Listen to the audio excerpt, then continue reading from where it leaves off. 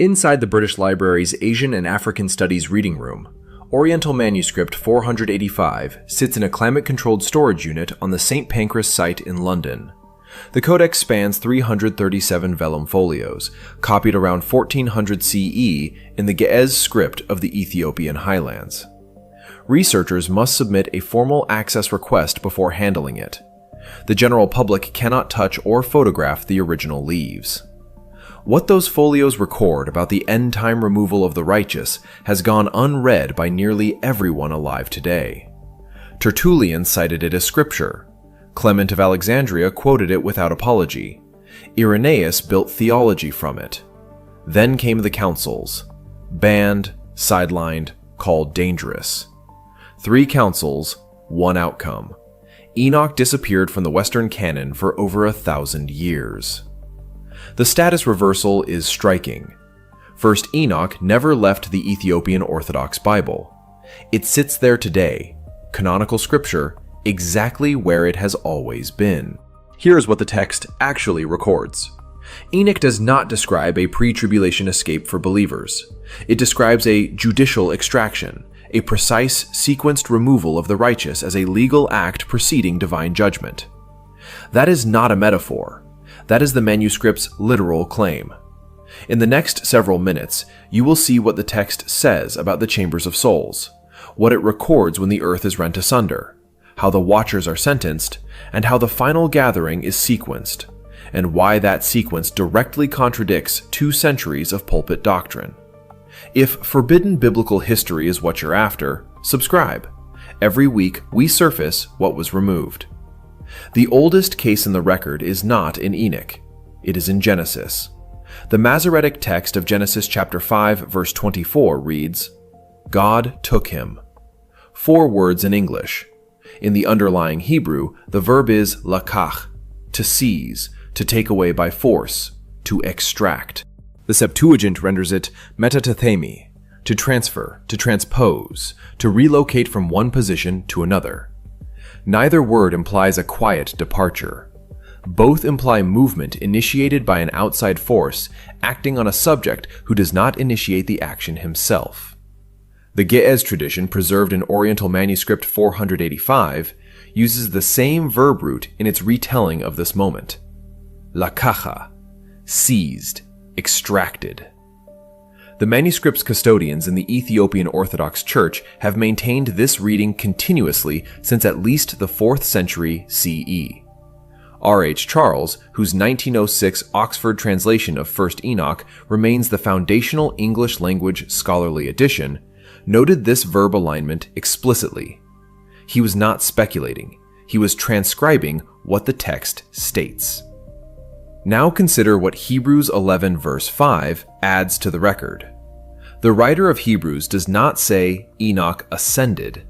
The writer says Enoch was translated, the Greek metatatemi again, so that he should not see death. That is a legal statement. It is not describing a reward. It is describing a protective removal from a specific outcome. Death was coming. Enoch was moved before it arrived. Here is the beat that stops most readers cold. Enoch's removal precedes the flood. Not follows it, not accompanies it, precedes it. The judgment had not yet fallen when the extraction occurred. The sequence in the text is unambiguous. Righteous removed, then cataclysm. The tradition that places believers inside the tribulation before any removal inverts this sequence. The manuscript does not. This is what scholars call an impossible knowledge problem. The author of Genesis had no systematic theology of end-time events. There was no developed eschatology in the Mosaic period that would have produced this precise sequencing as a theological construct.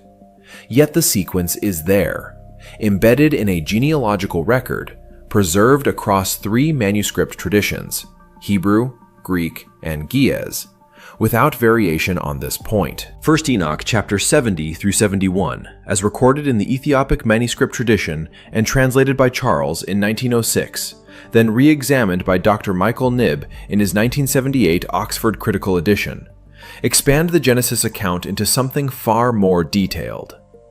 Enoch is not simply taken. He is brought before the Lord of spirits. He is shown the dwelling places of the righteous. He is shown the chambers. The extraction is not a destination in itself. It is the first step in a judicial process that runs parallel to the judgment falling on the earth below. The pattern Charles identified in 1906 is this. Extraction functions as a judicial sign. The removal of the righteous is not incidental to the coming judgment. It is part of the judgment's formal structure. It signals that the legal threshold has been crossed. Wrath is now authorized. The righteous are removed not as an afterthought, not as a mercy added to the plan, but as a procedural marker that the sentence is now in effect.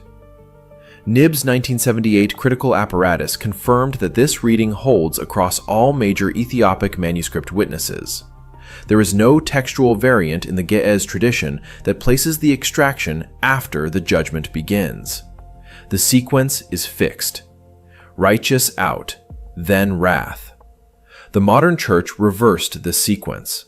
It placed believers inside the tribulation period, enduring judgment alongside those under sentence, and called that reading faithful to the text. The manuscript record, 3 languages, 15 centuries of continuous transmission, does not support that inversion. But 1st Enoch does not stop with Enoch's own removal. The text goes further, much further. Inside the British Library sits manuscript Oriental 485, catalogued, digitized, and largely unread by the public. The Ge'ez text preserved within it contains a passage that Western theology quietly absorbed, quietly softened, and quietly filed away. The passage describes what happens to souls immediately after death, not metaphorically, not symbolically, with the precision of an architectural survey. Michael Knibb, whose 1978 Oxford Critical Edition remains the standard scholarly translation of 1st Enoch, identified the passage as one of the most structurally detailed afterlife accounts in any pre-Christian document. The text describes a hollow mountain with 4 distinct chambers, 4 separate holding spaces for 4 categories of departed spirit. Each chamber has different conditions, different light levels, different purposes. Knibb cross-referenced this against the Ethiopic manuscript tradition and found the structure consistent across every surviving copy. The Ge'ez term used for these chambers is makaber, not graves, not tombs, not resting places. The word makaber carries the specific weight of a guarded enclosure, a sealed and managed location, a holding place with custodial oversight. The text is not describing burial. It is describing containment under supervision. Now consider what that distinction means. 3,000 years before neuroscience began mapping consciousness, before researchers at the University of Virginia's Division of Perceptual Studies began cataloging near-death accounts of structured post-mortem environments, this text describes differentiated regions for different categories of consciousness after physical death. Not one undifferentiated afterlife. Not heaven and hell as binary options. 4 distinct categories. 4 distinct conditions. The righteous are sealed in a chamber described as lit. The Ge'ez uses a term that implies active luminosity, not reflected, not borrowed, but a light source present within the space itself. The wicked are in darkness, but the text goes further than that binary. It identifies a 3rd class, souls of those who were slain, who died crying out, held separately, their case still pending. And a 4th class, those who were neither wholly righteous nor wholly condemned, waiting in a region of partial comfort. Knibb's 1978 analysis identifies all 3 distinct spirit classes with separate textual markers for each. He had no systematic theology to draw from, no clinical research into postmortem consciousness, no peer-reviewed framework for categorizing what survives death. Yet the text operates with the precision of a classification system. The century bridge lands here. The University of Virginia researchers, working from the 1960s through to documented case studies published into the 2000s, found recurring structural themes in near-death accounts. Regions of light, regions of darkness, regions of waiting, a sense of being held in place pending some further determination. The ancient text calls it macabre. The modern accounts call it something they cannot name. Same structure, different century. And here is the detail the Church's rapture doctrine quietly erases. The text does not describe the righteous vanishing into thin air. It describes them being relocated, moved from their guarded chamber into a prepared destination at the moment of divine summons. The gathering is not a disappearance. It is a transfer between two real locations, one of which has held the righteous since the moment of their death. The souls are already there. They have been there. The rapture, as the text frames it, is not the beginning of the journey. It is the final stage of one that started at death. That reframes everything the modern church teaches about who gets taken, when, and from where. And the text does not stop with what happens to the souls already held. The oldest stratum of the first Enoch corpus opens with a cosmological event. Not a vision, not a dream sequence. A physical description of what the earth does when the divine presence moves against the wicked. The passage comes from the Ethiopic Ge'ez manuscript tradition, preserved across multiple codices, and translated by R.H. Charles in his 1906 critical edition, still cited in theological seminaries today. Charles rendered the passage with the restraint of a Victorian scholar, but the Ge'ez underneath his translation is not restrained at all. The verb the text uses is tafat tarara. It means to be split, to be torn, to be ruptured at the seams. This is not the gentle language of metaphorical shaking. Tafat tara describes structural failure, the kind of failure that happens when material is stressed beyond its tolerance and gives way along its weakest lines.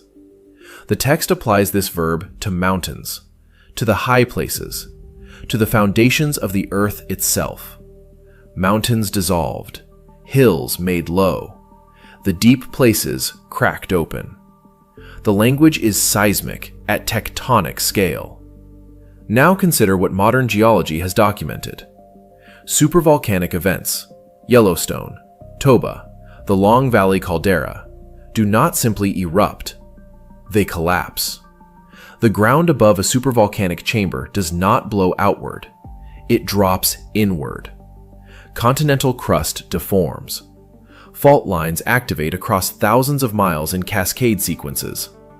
The United States Geological Survey has documented events in the prehistoric record where crustal deformation reshaped continental geography within hours. Not millennia, hours. He had no seismograph, no satellite imagery, no geological survey data. Yet the vocabulary he uses, tafat tara, torn at the seams, matches the mechanical description of crustal failure with a specificity that general poetic language does not produce by accident. The century bridge is precise. Enoch called it divine wrath descending on the earth. Geologists call it crustal deformation driven by magmatic pressure differentials. The physical description, mountains dissolving, foundations splitting, the deep places opening, is the same event described in two different vocabularies across 3,000 years.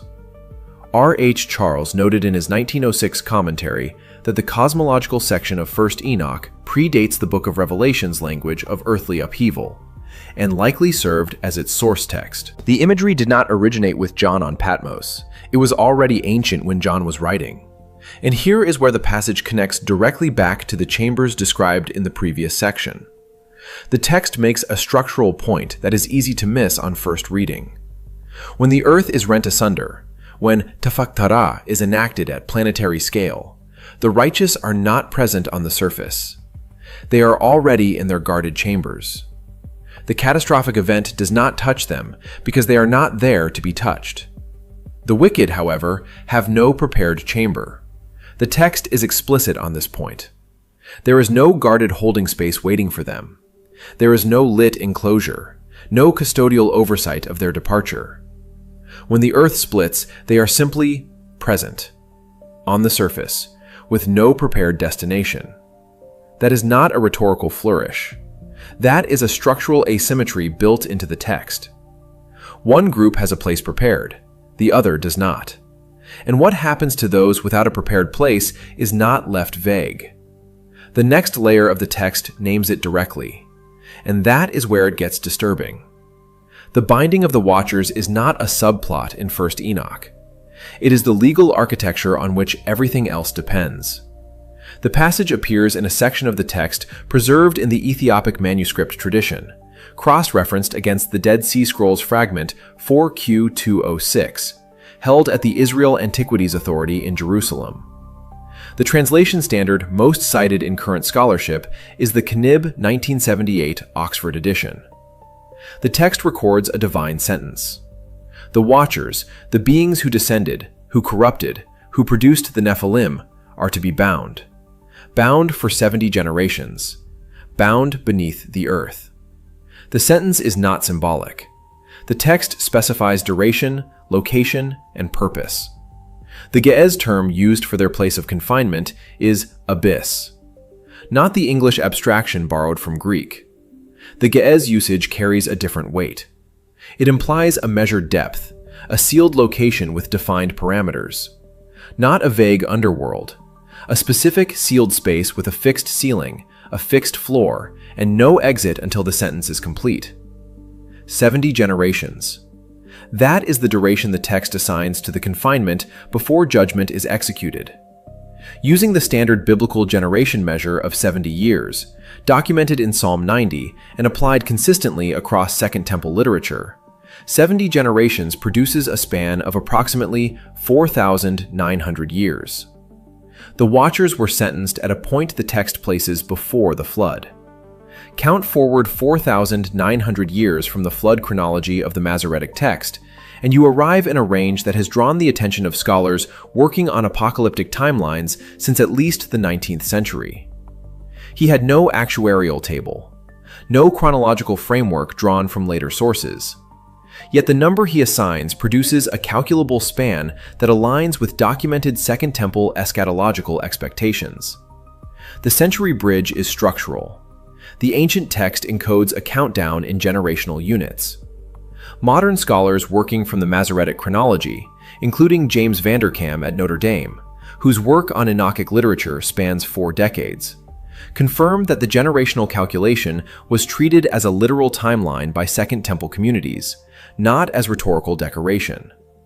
The text then makes a sequencing point that dismantles the popular rapture timeline entirely. The elect are not gathered first. The Watchers are sentenced first. The text is explicit on sequence. The confinement of the Watchers, the execution of their sentence, precedes the gathering of the elect. The gathering happens after the verdict, not before it. 4th Ezra, chapter 7, verse 36, a Second Temple text preserved in Latin, Syriac, and Ethiopic, corroborates this. The furnace of torment is described as visible to the righteous after judgment. They see it. They are present for it. The gathering of the elect is not an escape from the courtroom. It is attendance at the verdict. The Church's pre-tribulation rapture framework reverses this sequence. It places the removal of the elect before the sentence is executed. The text, across 3 manuscript traditions in 3 languages, places removal after. That is not a minor interpretive difference. That is a complete inversion of the order of events recorded in the source material. And what the text records in its own words, not through theological interpretation, not through later doctrinal overlay, but in the literal Ge'ez preserved across 15 centuries of continuous transmission, is something the next section will read directly. Oriental MS 485 sits in the British Library right now. Today. You can request it. The Ge'ez transmission is 15 centuries old and unbroken. That is not interpretation. That is provenance. Jude 1:14 quotes Enoch by name, publicly verifiable, sitting inside your own Bible. New Testament writers knew this text existed. The sequence recorded there stands without amendment: extraction, judgment, earth-shaking, renewed order. Not a soft disappearance into comfortable silence. A holy extraction conducted inside a cosmic courtroom. Witnessed, documented, transmitted. The mechanism described in that manuscript has never stopped running. It is still on the page, exactly where they left it. Tell us below, what detail from this record changed how you understand the end? Subscribe for weekly recoveries of what was removed